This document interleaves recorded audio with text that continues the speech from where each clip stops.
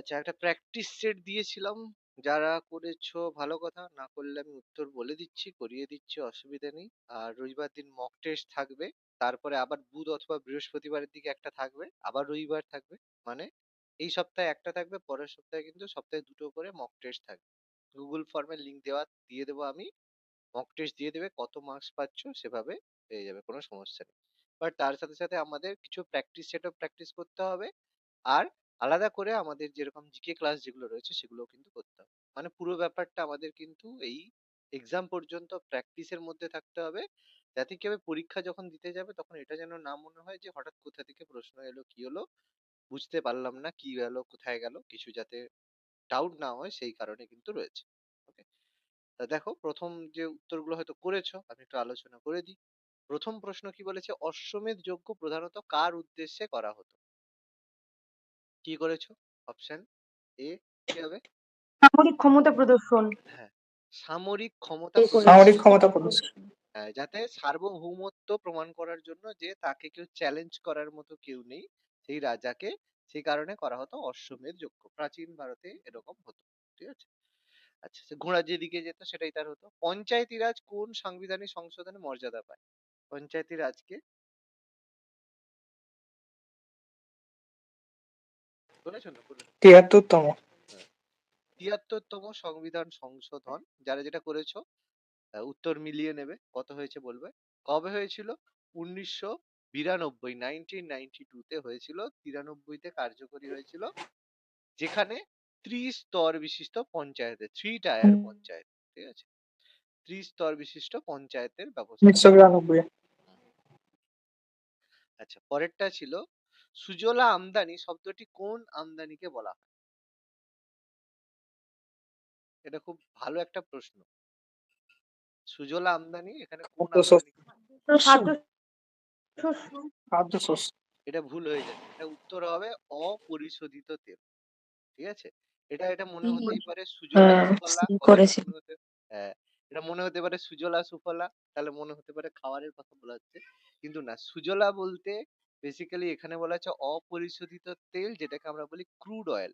ঠিক আছে, যে ক্রুড অয়েল ইম্পোর্ট করা হয় বিদেশ থেকে, সেটা হচ্ছে আমাদের সুজলা আমদানি বলা হয়। ঠিক আছে। আচ্ছা, পরবর্তী প্রশ্ন, 2025 সালের 1 ফেব্রুয়ারি পেশ করা অন্তর্বর্তী বাজেটে জিডিপির বৃদ্ধির লক্ষ্যমাত্রা কত করা হয়েছে? 26-এ অলরেডি হয়েছে, তো সেটা আমাদের দরকার নেই। 25-এ 7.5। না, 7.5 না, 7.5%। 7.5 না 7 ছিল, চেক করবে। 7% ছিল 25-26-এ লক্ষ্যমাত্রা 7%, 7.5 না।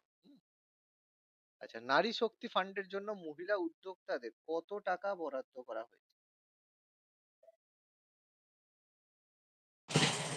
১০,০০০ কোটি টাকা। 12,000।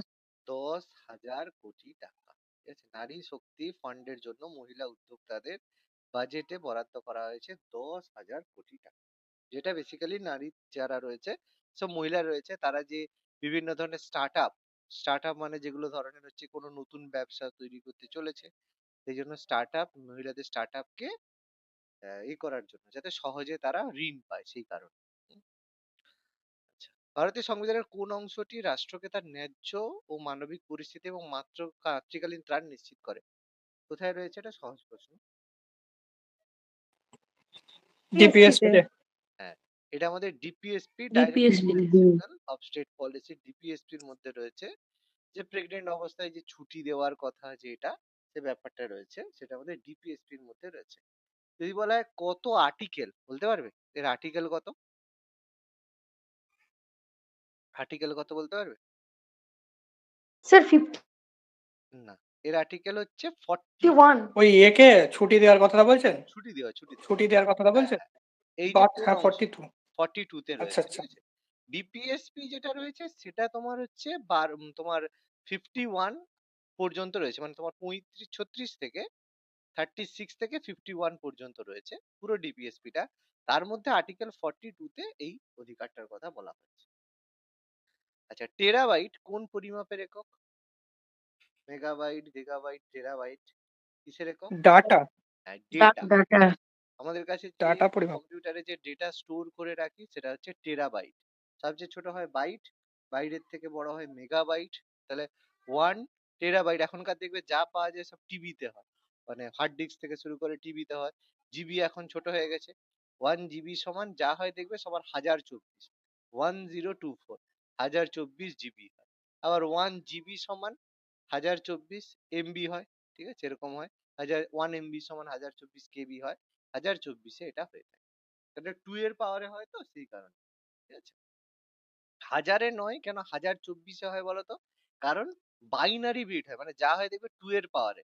2 টু দি পাওয়ার 1 মানে 2, 2 টু দি পাওয়ার 2 মানে 4, 2 টু দি পাওয়ার 3 মানে 8। এই যে 2 এর পাওয়ারে হয় বলে বাইনারি বিট হয়, দুটো করে থাকে।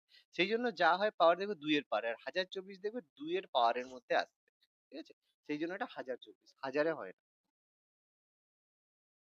এমওএ মানে যেটাকে বলা হয় মেমোরেন্ডাম অফ অ্যাসোসিয়েশন, কোন ক্ষেত্রে ব্যবহার করা হয়? কোম্পানি তৈরির সময় এটা কোম্পানি আছে। যখন কোম্পানি কোনো কিছু, কোম্পানি আইন।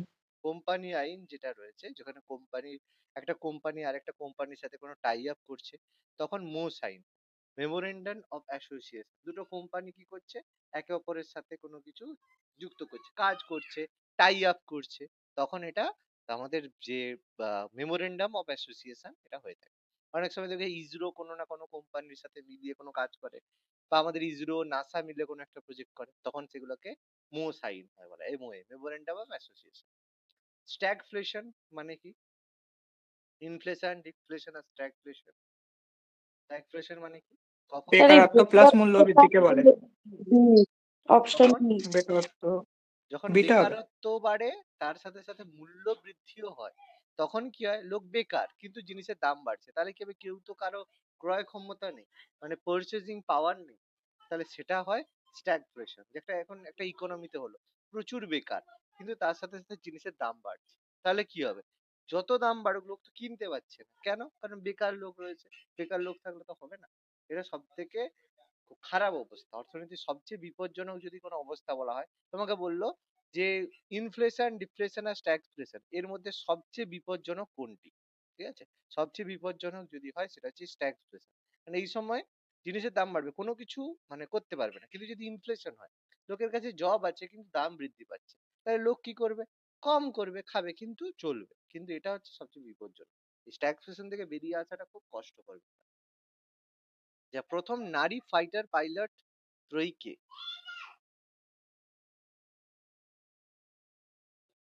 পারবে? আচ্ছা, করনি কেউ? এ সেটা এ এ হবে। এ হবে ডি হবে। না, এ হবে। অমিতা অবনী ইন্দ্রাণী মঞ্জুষা। মোহনা এ ভানু। করেছিলাম। এটা হচ্ছে অবনী যে রয়েছে, নামগুলো আমি বলে দিচ্ছি। নাম হচ্ছে অবনী চতুর্বেদী, মোহনা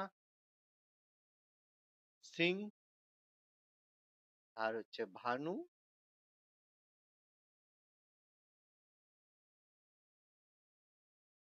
ভানু বলতে অ্যাকচুয়ালি বাকি কিছু নেই। অ্যাকচুয়ালি ভানু ব্যাপারটা হচ্ছে ভানু কন্নর। আচ্ছা, নেক্সট। নারী এবং পুরুষকে সকল পূর্ণ মর্যাদার জন্য সরকারকে নারীর প্রতি সকল প্রকার বৈষম্য দূরীকরণের ব্যবস্থা গ্রহণ করতে হবে, কোন অর্থনৈতিক সনদ এটাকে বলেছে? ইন্টারন্যাশনাল লেবার অর্গানাইজেশন, সার্ক, তারপরে সিডিউ, অপশন আর কি, ওটা কি হবে অপশন? সিডিএডব্লিউ। হ্যাঁ, দেখে বোঝা সিডি যাচ্ছে। C D. সিডিএডব্লিউ। হ্যাঁ, সিডিএডব্লিউ, এটা দেখেই বোঝা যাচ্ছে।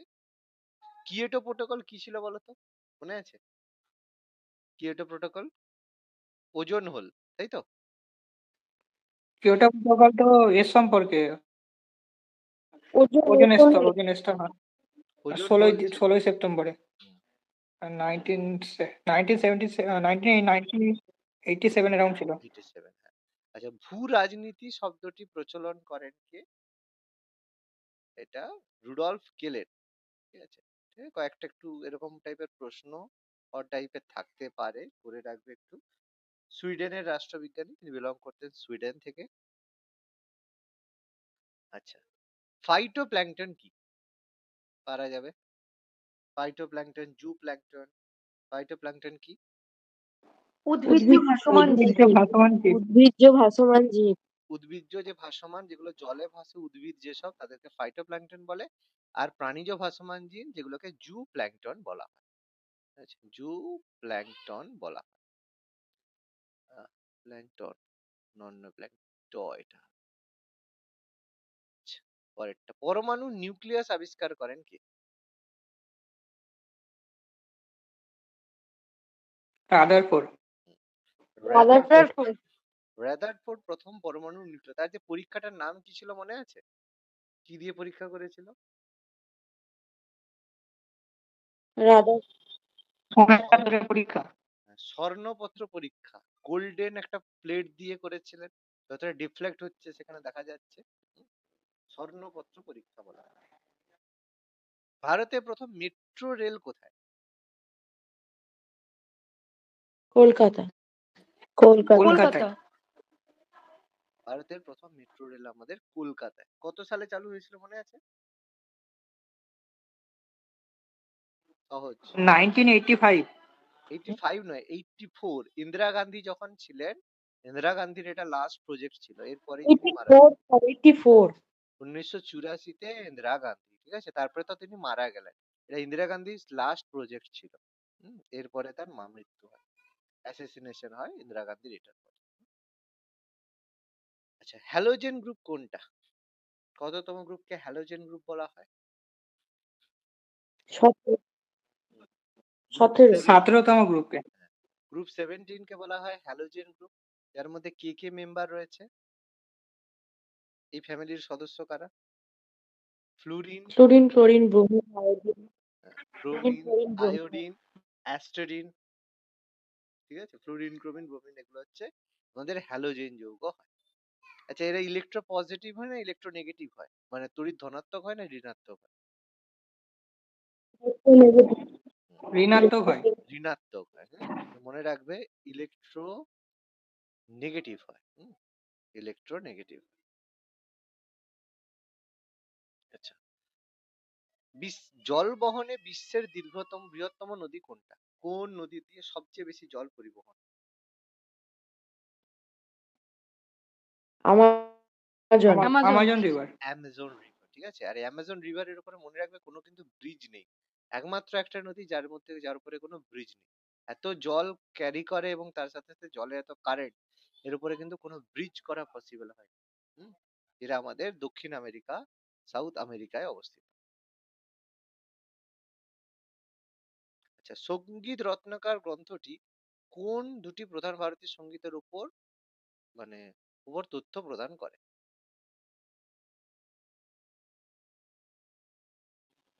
হিন্দুস্তানি আর কর্ণাটকী। হ্যাঁ, হিন্দুস্তানি আর কর্ণাটক। ঠিক আছে, এই যে আর্ট থেকে কিছু প্রশ্ন যে থাকবে, এটারও আমি ক্লাস করাবো।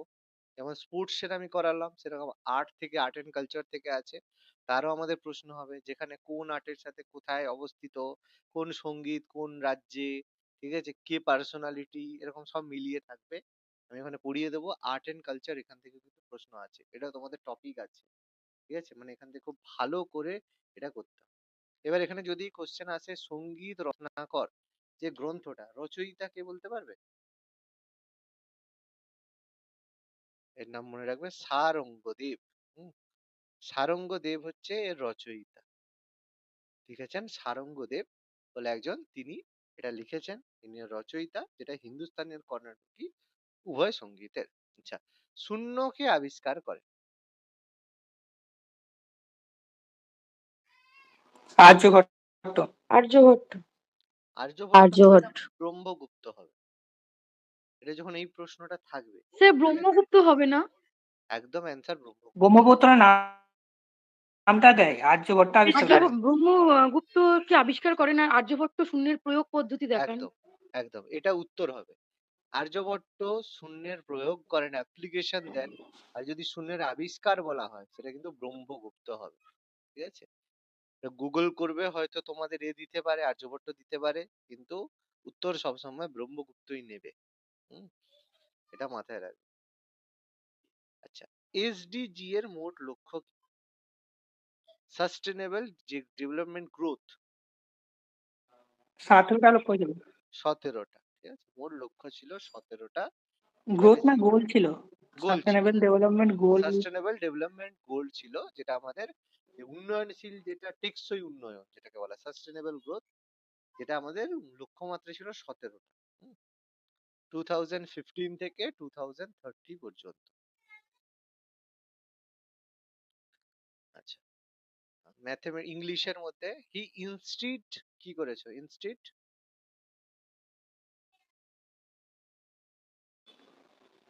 ইন করেছে। না, ইন হবে না, এখানে অ্যান্সার হবে ইনস্টিড অন। অন অন হবে তো? অন ইনস্টিড অন অন করেছি। হবে। এর উত্তর হবে instead on going there.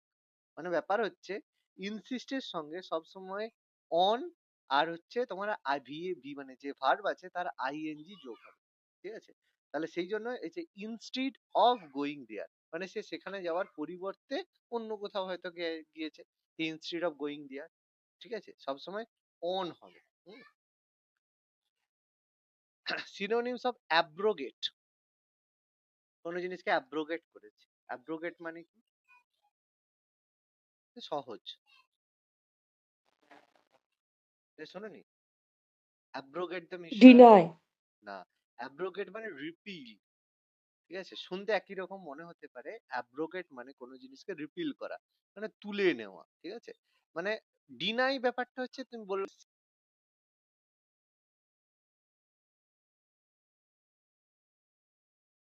Synonym মনে হতে পারে। ঠিক আছে, কিন্তু অ্যাব্রোগেটের যে সিনোনিম সেটা কিন্তু রিপিল হয়।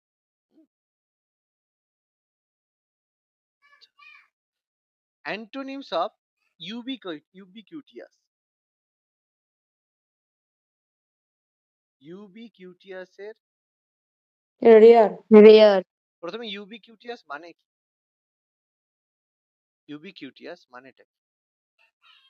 ইউবিকিউটিয়াস মানে কোনো জিনিস যেটা সর্বত্র উপস্থিত রয়েছে, সব সময় যেটা প্রেজেন্ট রয়েছে, যেমন সূর্য, এই যে ইউবিকিউটিয়াস।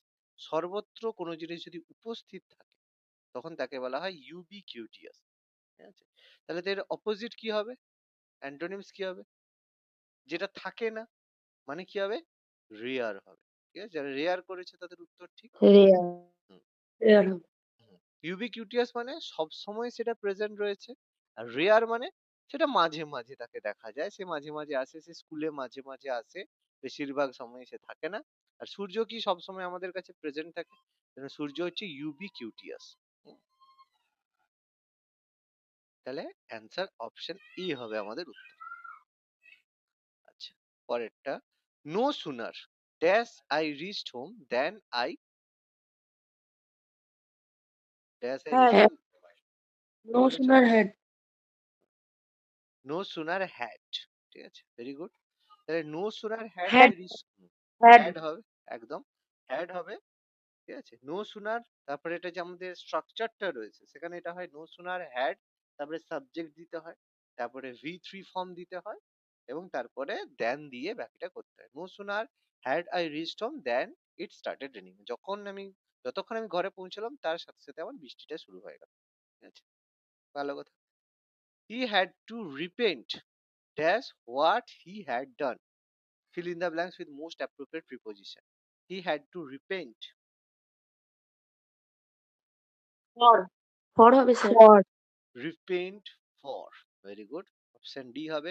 Repent for মানে কি? Repent মানে কি?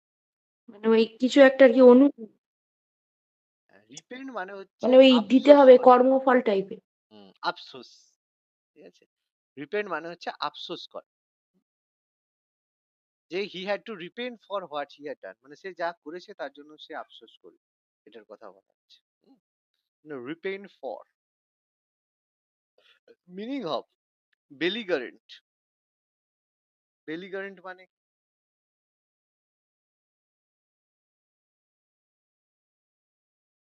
করনি।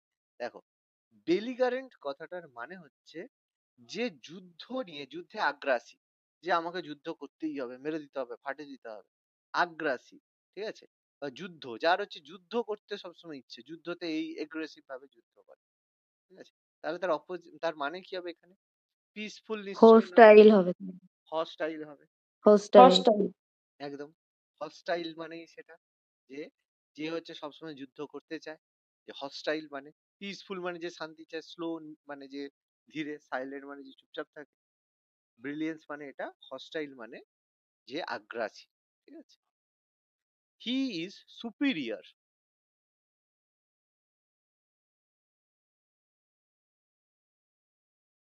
কি হবে? টু দেন মনে মি। দেন মনে টু হচ্ছে মি। না, টু দেন মি। টু হবে। He is superior to me. Superior মানে আমার থেকে টু যে বড়। হবে টু। ঠিক না আছে? টু বললাম, দেন বলিনি। হ্যাঁ, না বলছি মনে হয়তো হতে পারে হি সুপিরিয়র টু মি, এটা শুনতে একটু অন্য ভালো লাগছে, কিন্তু না, সুপিরিয়র না। সুপিরিয়র মানে হচ্ছে যে আমাদের সিনিয়র হয়। ঠিক আছে? যে আমাদের সিনিয়র পার্সন হয়, আমাদের যে মানে কি বলবো, মানে বড় হয়, তাকে আমরা বলি superior. He superior to me, যার শেষে আমাদের টু হয়। সুপিরিয়র, ইনফিরিয়র, জুনিয়র, সিনিয়র সবের পরে কিন্তু আমাদের টু বসে। ঠিক আছে? কি কি পরে হয় আমি লিখে দিচ্ছি। Senior, superior, inferior. ইনফেরিয়র যে হচ্ছে উম, তোমার যদি ছোট হয় ইনফেরিয়র, তারপর হচ্ছে জুনিয়র, সিনিয়র। ঠিক আছে? এগুলো সব আমাদের কিন্তু এরপরে টু বসে। ঠিক আছে? প্রত্যেকের পাশে কিন্তু টু বসে, আর সুপিরিয়র এটা হচ্ছে এর মিনিং। আচ্ছা, he choose to the path of religion of his own অ্যাক্রট।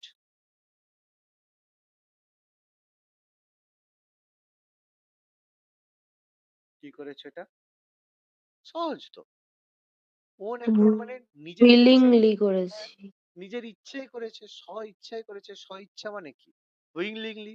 He choosy, সে তার ধর্ম চুজ করেছে নিজের ইচ্ছা, উইলিংলি। উইলিংলি। হ্যাঁ, নিজের ইচ্ছাতে কোনো কিছু নিয়ে চুজ করেছে, উইলিংলি, স্ব ইচ্ছায়। একদম পরিষ্কার কথা।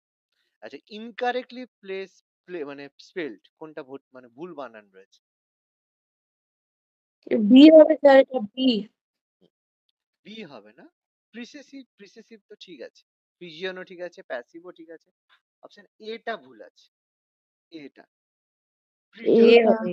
এ এটা পার্থ। এটা হচ্ছে আমাদের স্পেলিং ভুল আছে, তাহলে সঠিক স্পেলিংটা কি হবে?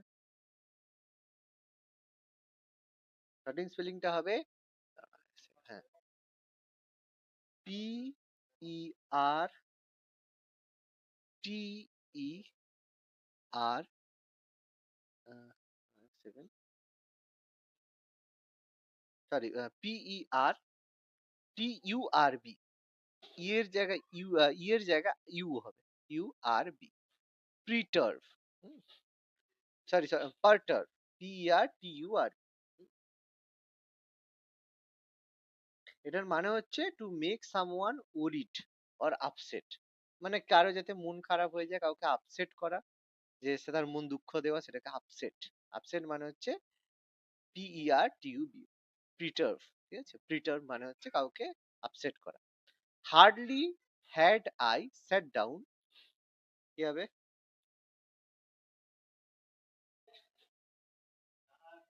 কি মনে হচ্ছে? While the phone rang. When. না, এখানে অ্যান্সার হবে হোয়েন। যখনই আমি বসি, তখনই ফোনটা সঙ্গে সঙ্গে বেজে ওঠে। ঠিক আছে? যখনই আমি ফোনটা নেব বলে উঠি, সঙ্গে সঙ্গে ফোনটা বেজে ওঠে। Hardly had I sat down, যখনই আমি বসতে যাই তখনই কি হয়? ফোনটা বেজে ওঠে। এই যে হার্ডলির পরে, ঠিক আছে, হার্ডলির জন্য আমরা ব্যবহার করি হোয়েন। তারপরে আরেকটা জায়গায় আমরা ব্যবহার করি scarcely, S C A R C E L Y ওয়াই, স্কিয়ারসলি। এরপরেও আমরা ব্যবহার করি কিন্তু when. Hardly when, scarcely when, যখন আমি মাঝে বসি। ঠিক আছে? আর দেন কোথায় ব্যবহার হয়? দেন ব্যবহার হয় যখন কোনো জায়গায় নো সুনার থাকে। ঠিক আছে?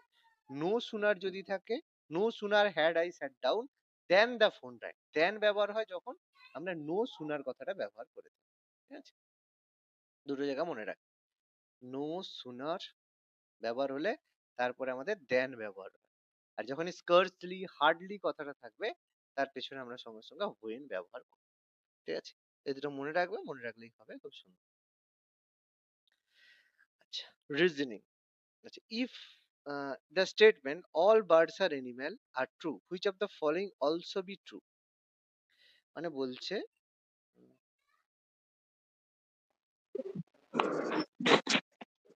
আচ্ছা, এটা ডি হবে। B. Option B.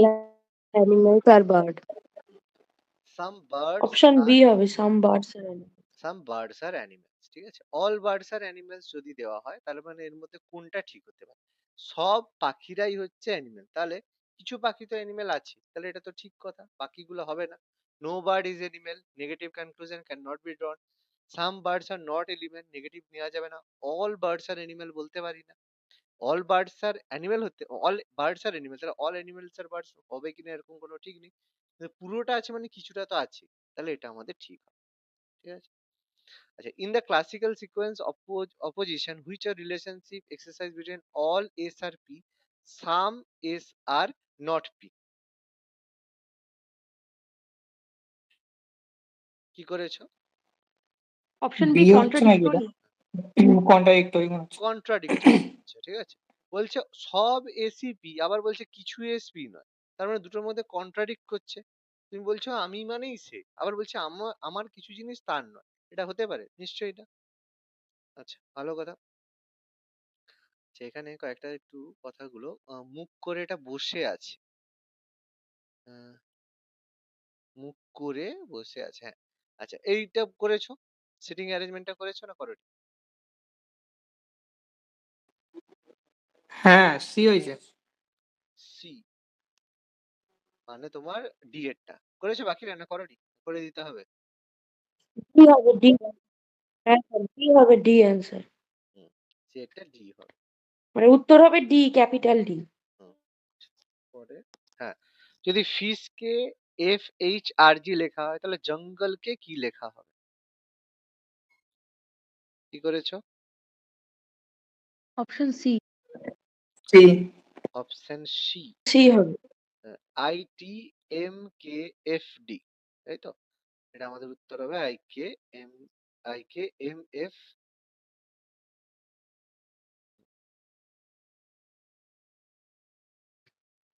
কি জিনিসটা এত স্লো হচ্ছে? I T M F K D, তাই তো?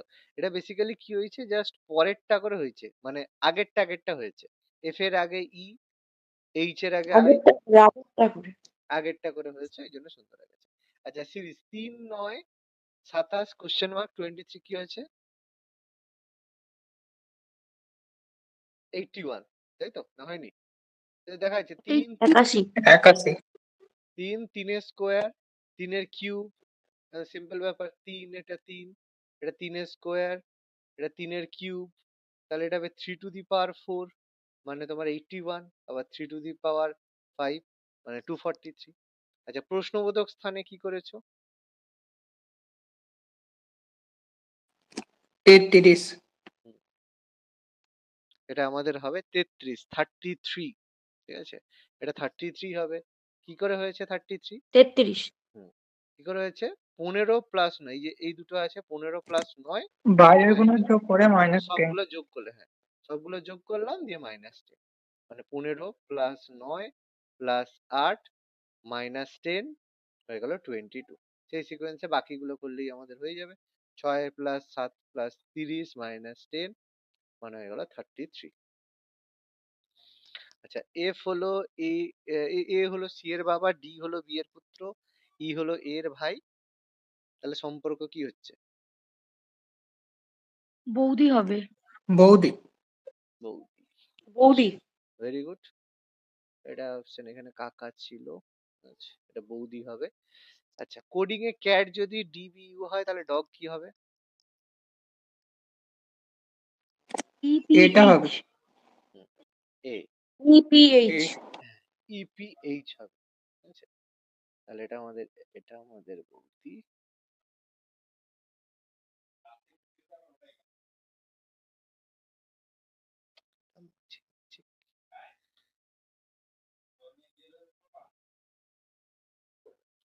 এটা আমাদের হচ্ছে বৌদি ছিল, এটা আমাদের ইপিএইচ ছিল আগেরটা, ঠিক আছে, হ্যাঁ।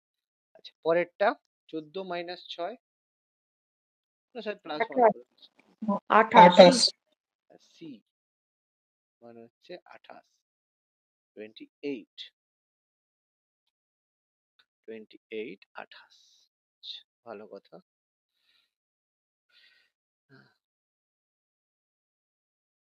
আচ্ছা, কত ভাবে অ্যারাইজ শব্দটিকে সাজানো যায়?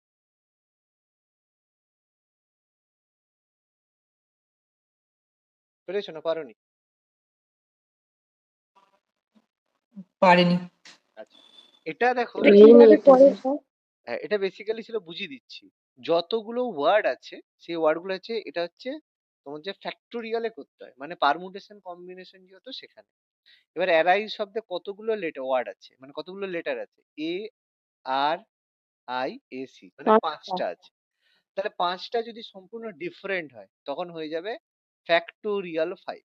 মানে ফ্যাক্টোরিয়াল 5 মানে মানে 1, কোনো জিনিস ফ্যাক্টোরিয়াল মানে 1 plus 2 plus 3, sorry 1 into 2 into 3 into 4 into 5। তাহলে কত হচ্ছে? গুণ করলে দেখো 5 2 10, 4 3 12, মানে 120, 120 অ্যান্সার হবে। এবার তোমাদের আমি একটা দিচ্ছি। সাপোজ ধরো তোমাদেরকে বলছে যে হচ্ছে পোয়েম। পোয়েম শব্দটিকে কত ভাবে সাজানো যেতে পারে? 4টে রয়েছে। তাহলে 4টে রয়েছে মানে ফ্যাক্টোরিয়াল 4। ফ্যাক্টোরিয়াল 4 মানে 1 ইন্টু 2 ইন্টু 3 ইন্টু 4, মানে 4 3 12, 12 2 24। ঠিক আছে? মানে 24 সাজানো মানে কি হবে? সাজানো 24। মানে সাজানো মানে কি? পি ও ই এম আছে, পি ও এম ই, ই ও পি এম। লিখে দেখো, এই 4টাকে লিখবে, দেখবে এরকম হয়ে যাবে। ঠিক আছে? আবার এগুলো যদি তোমার মানে একই ওয়ার্ডের থাকে, সাপোজ তোমাকে বললো কল, সি এ এল এল, কলকে কত ভাবে লেখা যাবে? তখন কিন্তু আর ফ্যাক্টোরিয়াল 4 হবে না, তখন এর উত্তর অন্য হবে। কেন অন্য হবে? কারণ দুটো এল হচ্ছে তোমাদের রিপিট আছে, তখন সে জায়গায় কি করতে হবে? ফ্যাক্টোরিয়াল 4 হবে। আর যেহেতু দুটো কমন আছে, ফ্যাক্টোরিয়াল 2 দিয়ে ভাগ করতে হবে। মানে তখন উত্তরটা হয়ে যাবে ফ্যাক্টোরিয়াল 4 মানে 24 ডিভাইডেড বাই 2, তখন হয়ে যাবে 12। কারণ এই এল আর এল, আগে এই এল কে বসানো পরে এল কে বসানো একই হবে। ঠিক আছে? এটা আর বেশি দেবে না। গ্রুপ সিডির জন্য তোমাদের যেটা দেবে সেটা বেসিক্যালি সব আলাদা আলাদা করেই দেবে, যাতে তোমরা সহজে ফ্যাক্টোরিয়াল দিয়ে করে নিতে পারো। ঠিক আছে? এই এক্সামের জন্য এটাই হবে। অন্য কোনো কঠিন এক্সামে একটু টাফ হলে তখন তোমাদের দুটো কমন, তিনটে যদি কমন হয় তখন কি হবে সেরকম দিতে পারে। হুম? আচ্ছা, অঙ্ক অ্যারিথমেটিকে কি হয়েছে 41 টা? 14 হয়েছে। 14 হয়েছে? বাকিরা 14। করেছো না করোনি? 14 না হলে বলবে, করে দেবো। আচ্ছা, দুটি সংখ্যার সমষ্টি 3 এবং বিয়োগফল এটা 3। 3 দিয়ে করেছো সৈকত? তুমি পাঠিয়েছিলে আমাকে 3। হ্যাঁ, 8 হয়েছে। হুম, 8 না হয়েছে। স্যার কঠিন, আমি বুঝতে পারিনি এটা। হ্যাঁ, এই কোশ্চেনটা দেখো, বুঝতে পারিনি বলে করতে পারিনি। দুটো সংখ্যার যোগ সমষ্টি 13 আর বিয়োগফল যদি 3 হয় তাহলে সংখ্যাটা কত হবে? মানে ধরো x প্লাস ওয়াই মানে হচ্ছে 13, আর x মাইনাস ওয়াই মানে যদি 3 হয়, তাহলে দুটোকে যদি যোগ করে দাও সংখ্যা দুটোকে, তাহলে কি হবে? 2x, 2x সমান হয়ে যাবে 16, তাহলে x সমান হয়ে যাবে 8। তাহলে একটা সংখ্যা 8, আর একটা সংখ্যা কত হবে? তোমার হচ্ছে 8 8 আর হচ্ছে 5, 8 5 13। 5 5। তাহলে বৃহত্তম সংখ্যাটা তোমার কত হয়ে যাবে? 8 হয়ে যাবে। তাই তো? এই ব্যাপার, সহজ ব্যাপার ছিল। আচ্ছা, পরেরটা, ডিজিটটা ও এর জায়গায় 3। যে দুটি সংখ্যা লসাগু গসাগু যথাক্রমে 36 এবং 6, একটি সংখ্যা 12 হলে অন্য সংখ্যাটি কত? কি করেছো? 18। একটু 18 হয়েছে না হয়নি? 18। তা দুটো সংখ্যার লসাগু আর গসাগুর হ্যাঁ স্যার গুণফল হয়েছে। ওটা তো ওই দুটি। হুম। 36 ইন্টু 6, আরেকটা সংখ্যা 12, 12 দিয়ে ভাগ করলে 6 দিয়ে 12, 2 18 36। ঠিক আছে? সিম্পলি 18 হয়ে যাবে উত্তর। আচ্ছা, লসাগু 36 48 64, গসাগু কত? 4। 4। 4 হবে। 4। সিম্পলি এদের গসাগু 4 হবে, কোনো অসুবিধা নেই, সিম্পল উত্তর। আচ্ছা, 16টি ছেলের গড় বয়স 20, তাদের মধ্যে একটি নতুন মেয়ে আসে, যার ফলে সবার গড় বয়স 2 বেড়ে যায়। নতুন মেয়ের বয়স কত? 54। 54 বছর। 54 বছর। 54। 54, 54।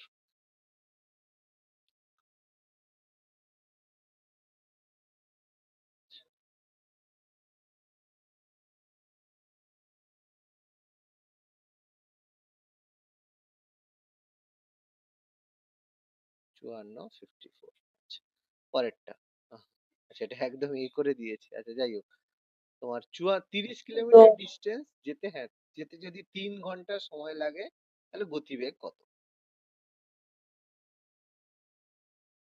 10 10 কিলোমিটার পার আওয়ার। না, 3 কিলোমিটার পাওয়ার কি করে হচ্ছে? 30 কিলোমিটার যেতে 3 ঘন্টা লাগে। তাহলে 1 10 ঘন্টায় 10 10 হবে। 10 বললাম। হ্যাঁ, 10, ও সরি, 10 বললে, আমি 3 শুনেছি। ওকে, ঠিক আছে। আচ্ছা, 8% অফ 2500। 200 200। 200, সহজ ব্যাপার। রেশিও 4.5, টোটাল 3.5 মানে 360 হলে বড় অংশটা কত?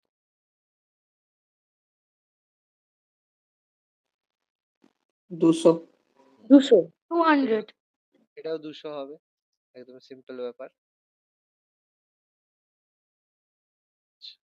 তিনটি সংখ্যার লসাগু যদি 160 হয়, তবে নিচের কোনটি গসাগু হতে পারে না?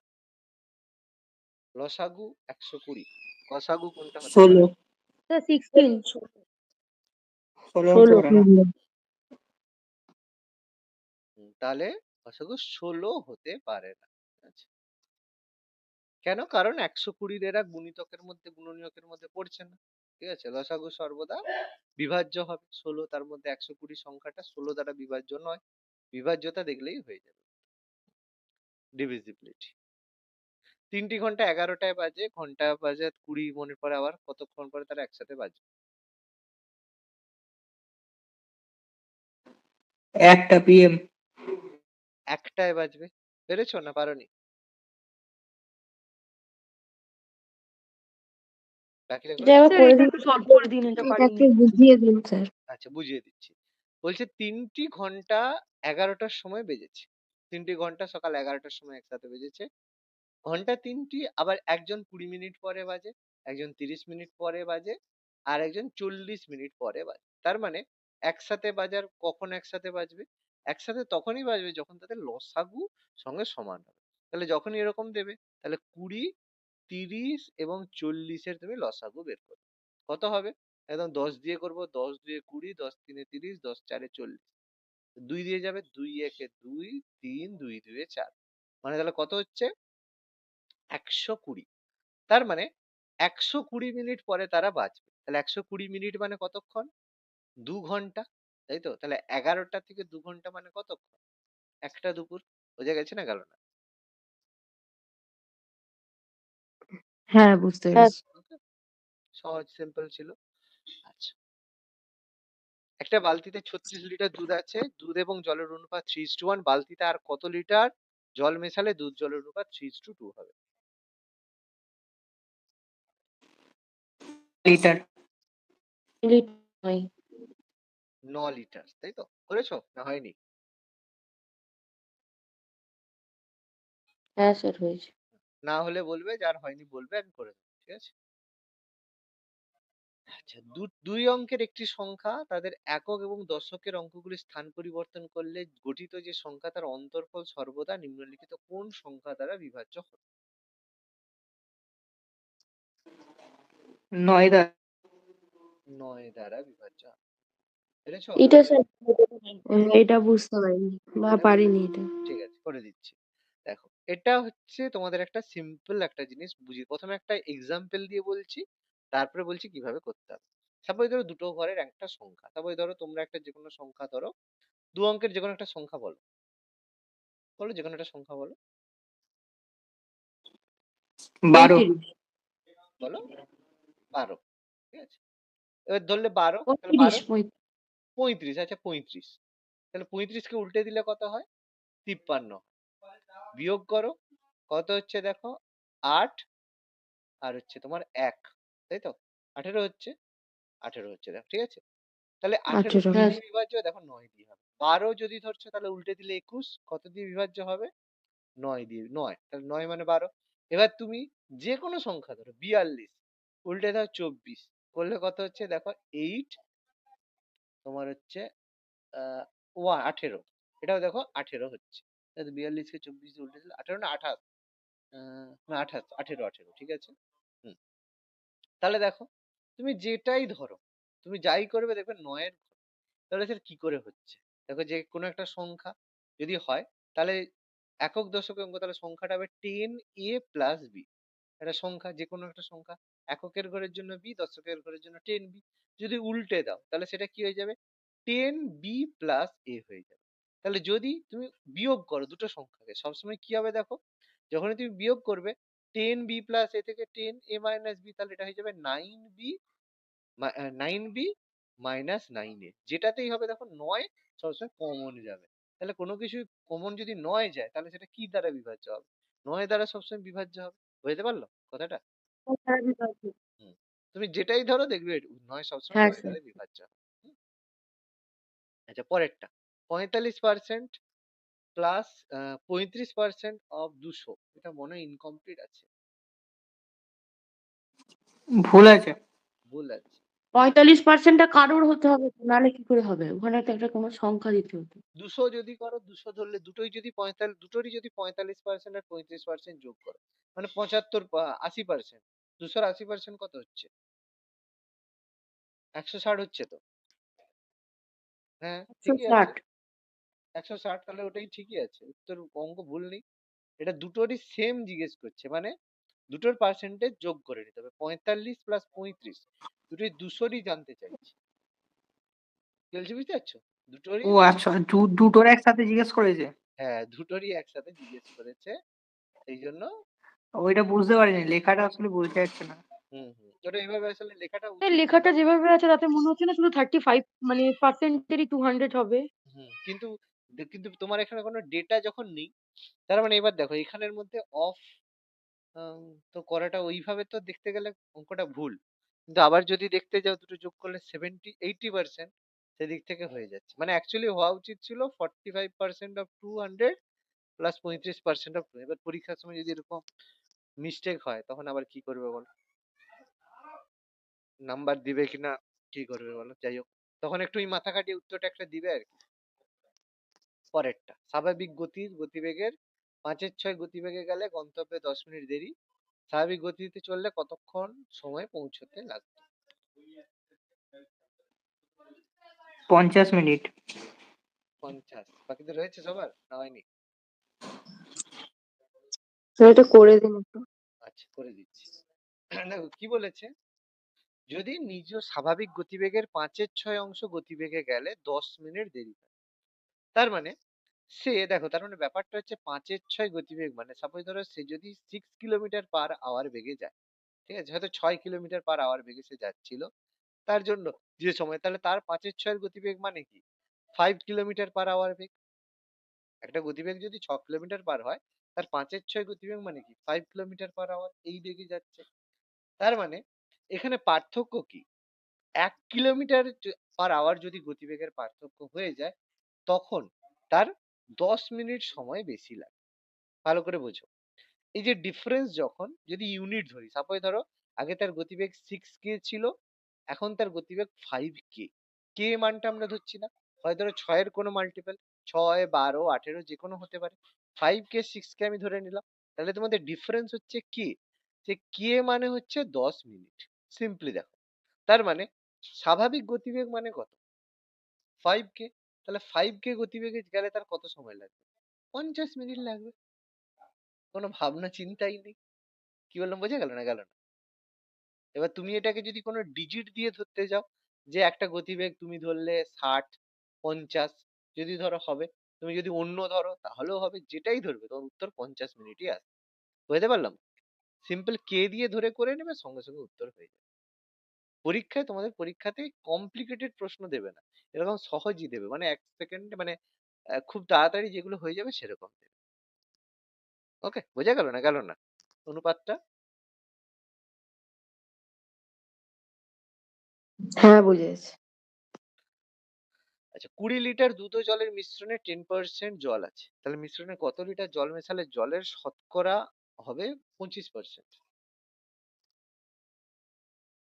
হয়েছে না হয়নি? 4 লিটার। 4 লিটার। 4। 4 লিটার হবে। 2 লিটার উত্তর হয়েছে? আমি করে দিব তাহলে, অসুবিধা নেই। ভুল হচ্ছে তাহলে। আচ্ছা দেখো, খুব না সহজ। স্যার 4 ই হয়েছে। 4 হয়েছে তো? ওকে, ওকে, ঠিক আছে। যার হয়নি বলবে করব। 25 জন লোক 4 দিনে আয় করে 810 টাকা। 12 জন লোক 15 দিনে কত টাকা আয় করে? 1458। 1458। হয়েছে না? করে দিতে হবে?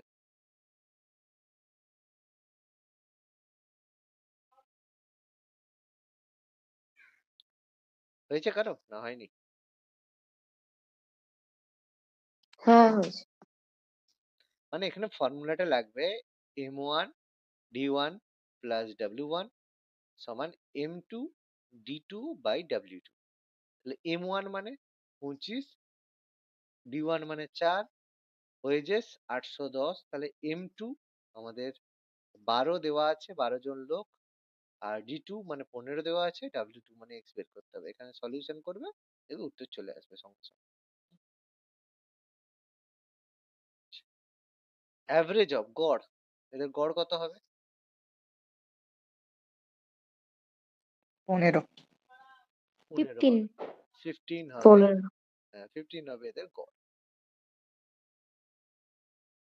পরপর তিনটি সংখ্যার যোগফল 87, মধ্যবর্তী সংখ্যাটি কত? 29।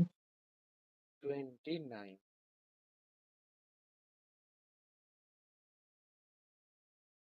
তো কি করে হলো এটা একটু বলে বলে দিচ্ছি, অবশ্যই অবশ্যই। আরে জানো বাবা।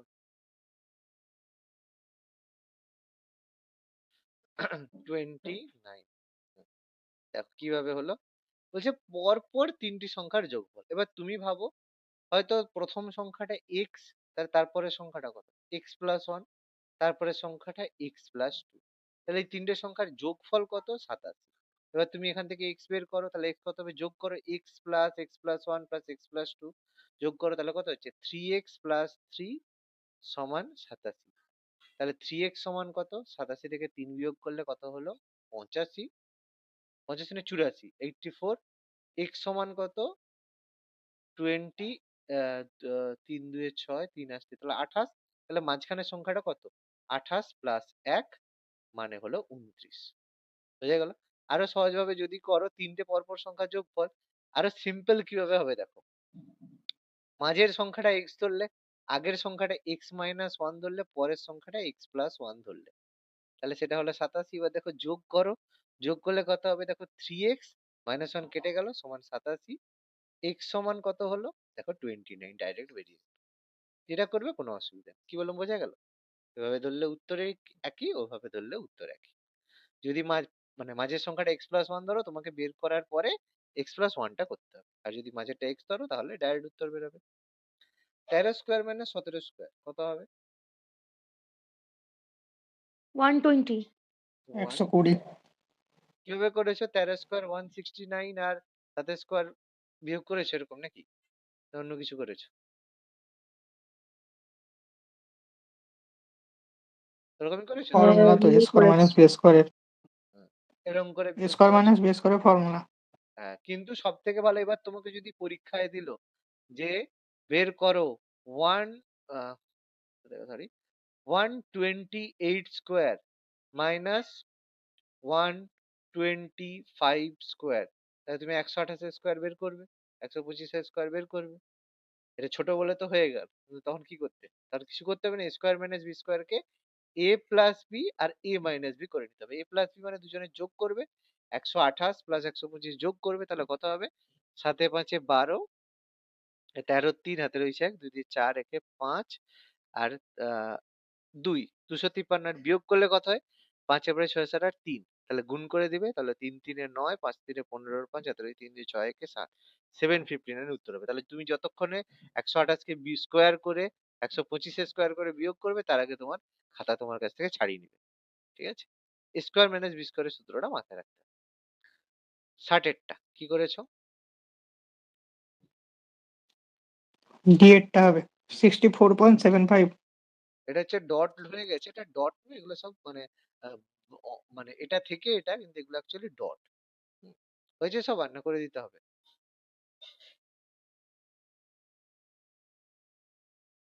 করে দিন একটু। আচ্ছা। বলেছে একটি দ্রব্য, এক ব্যক্তি ১৩টি দ্রব্য ৭০ টাকা প্রতি দ্রব্য এবং ১৫টি দ্রব্য ৬০ টাকা প্রতি দ্রব্য এবং ১২টি দ্রব্য ৬৫ টাকা প্রতি দ্রব্য দরে কেনে। তাহলে গড় দাম কত? এটা সহজ ব্যাপার। ১৩টা দ্রব্য ৭০ টাকা, তাহলে ১৩ ইন্টু ৭০, তাহলে ১৩ সাথে ৯১ মানে ১০১০ টাকা।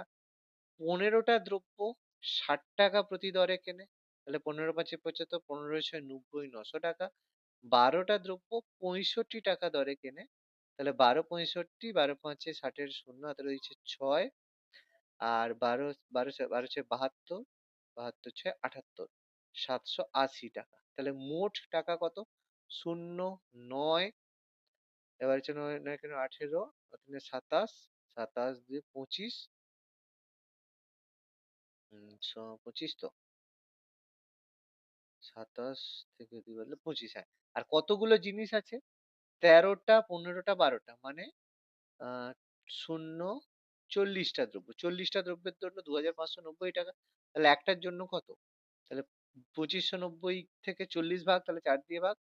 ৪ ছয় ২৪, আর হচ্ছে তোমার ১৯, ৪ ৪ ১৬, ৪ সাতে ৬৫.৭৫ টাকা। বোঝা গেল? সিম্পল ব্যাপার। ক্লিয়ার? একদম সিম্পল, মানে এখানে খুব বেশি পড়বে না, মুখে মুখেই হয়ে যাবে। বলো দেখি। 5x প্লাস 7 সমান যদি 3x প্লাস 15 হয়, তাহলে x এর মান কত? মুখে মুখে বলো দেখি।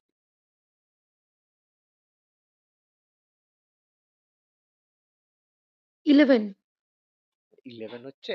এ বাবা, 11 অপশনেই তো নাই। 3 4 5 6 আছে x এর মান।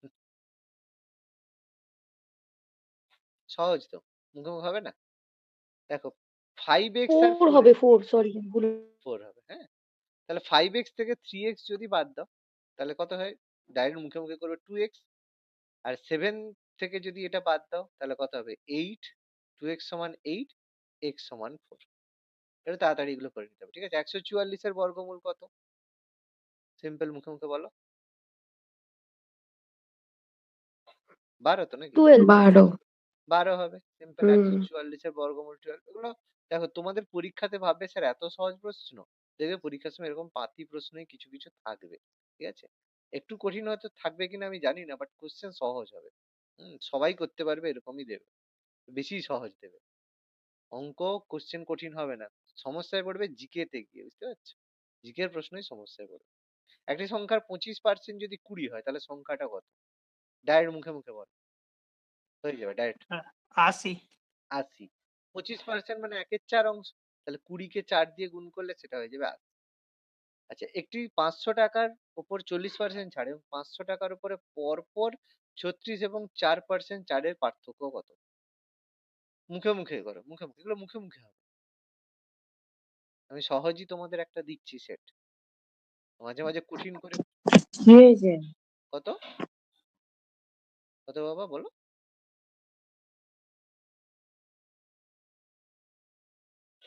আচ্ছা দেখো, এটা কিভাবে করবে আমি মুখে মুখে বলছি, তুমি ঝট করে দুটো বের করতে যাবে না। এটা একটা 40% ছাড় আছে, দেখেছো? 36% আর 4% মানে সমতুল্য কত? 36 আর 4 দুটো ছাড়, তাহলে 36 থেকে 4 তুমি বিয়োগ করলে -36 -4, তাহলে -40 হয়ে গেল। প্লাস 36 ইন্টু 4/100, এবার 36 এবং 4 ইন্টু 4/100 যদি হয়, তাহলে তুমি দেখবে 36/4 তোমার হচ্ছে 36/25, ঠিক আছে? 36/25 যখনই তুমি 500 দিয়ে গুণ করবে, তখনই দেখবে সেটা হয়ে যাবে তোমার কত হবে? বাই 2 হবে। তাহলে দেখবে 2 দিয়ে গুণ মানে এটা হয়ে যাবে 7.20। কি বললাম? এটা মুখে মুখে হবে। কিভাবে আমি তো বলে দিচ্ছি, দেখো 36 আর 4 যদি পর পর হয়, তাহলে হবে -36 -4, তাহলে ওটা তো 40 এর সঙ্গে মিলে যাচ্ছে। বাকিটা হচ্ছে +36 ইন্টু 4/100, এটা হচ্ছে। তাহলে সেখানে 4 এর সঙ্গে 25 কাটবে, তার মানে যেটা হবে 36/25%, এটা হবে ডিফারেন্স। তাহলে 500 টাকার তুমি বের করবে ডাইরেক্ট 36/25, তার মানে 25 2 50, তাহলে এটা হয়ে যাবে 720, মানে 7 টাকা 20 পয়সা। কি বললাম, বোঝা গেছে? এই কাজটা পুরোটা কিন্তু মুখে মুখে করতে হবে। আমি যেরকম ভাবে বলছি একটু ট্রাই করবে, মুখে মুখে যখনই ট্রাই করবে দেখবে হবে। ক্রয় মূল্য 250, বিক্রয় মূল্য 300 হলে লাভের শতকরা হার কত? পেন ছাড়া মুখে মুখে ট্রাই করো। 50 টাকা লাভ, 250 টাকার উপরে 50 টাকা লাভ, তার মানে কত পার্সেন্ট? কত হচ্ছে? মুখে মুখে করতে হবে গো।